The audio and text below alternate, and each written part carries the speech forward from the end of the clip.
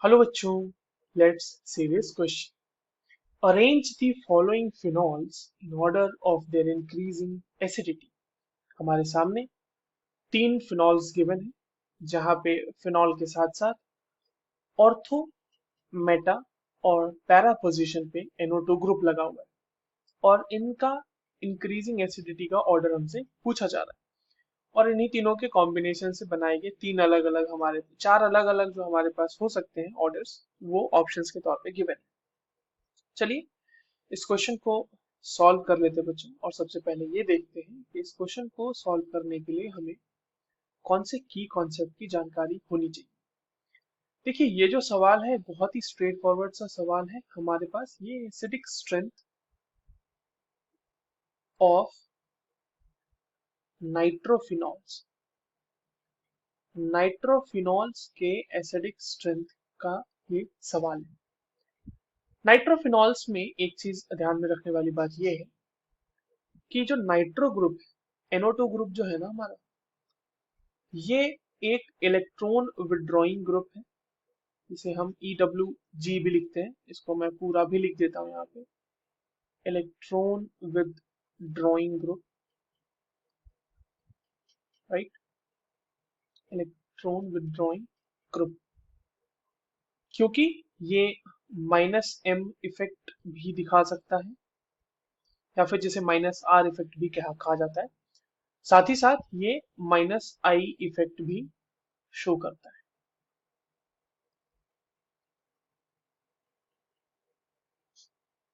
चलिए एक एक करके जो हमारे पास कंपाउंड्स गिवन है उनको एनालाइज करते हैं और देखते हैं कि एसिडिक स्ट्रेंथ का ऑर्डर क्या हो।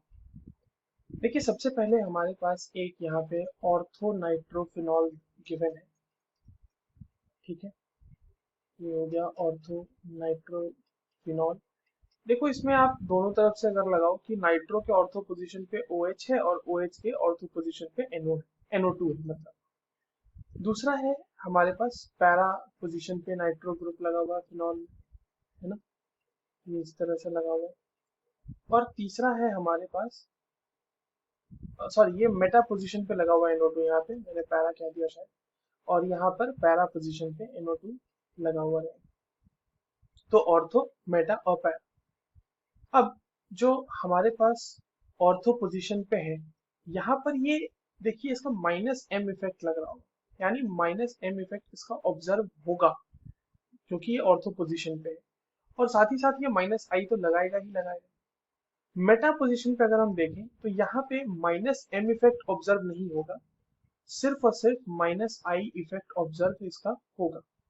और अगर हम फिर से पैरा पोजीशन की बात करें तो यहाँ पे इसका -M इफेक्ट भी ऑब्जर्व होगा और -I इफेक्ट भी ऑब्जर्व होगा, राइट। अब हम हमारे पास एक तो ये समझ में आ गई कि जितना ज्यादा इलेक्ट्रॉन विड्रॉइंग नेचर का ग्रुप होगा, जैसे कि NO2 है हमारे पास, तो उसका -M इफेक्ट ऑब्वियस सी बात है वो ज्यादा प्रोमिनेंट होगा -I के कंपैरिजन में। तो ऑर्थो और पैरा वाले यानी कि A और B वालों की जो एसिड, सॉरी, A और C के जो एसिडिक स्ट्रेंथ होंगे वो B वाले से तो ज्यादा होंगे। ठीक है, बट A और ये B वाला है हमारा, बट A और C में ज्यादा किसका होगा? तो देखिए, A और C में एक छोटा सा फर्क है कि यहाँ पर इंट्रामोलिकुलर हाइड्रोजन बॉन्डिंग हो रही है।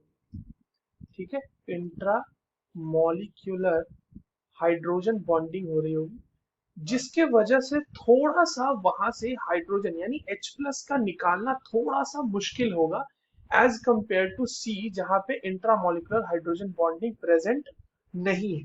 बाकी देखें कि -M इफेक्ट को पोजीशन से कोई फर्क नहीं पड़ता, तो -M इफेक्ट यहाँ पे A में जितना अच्छा लग रहा होगा उतना ही अच्छा B में भी लग रहा, सॉरी, C में भी लग रहा होगा।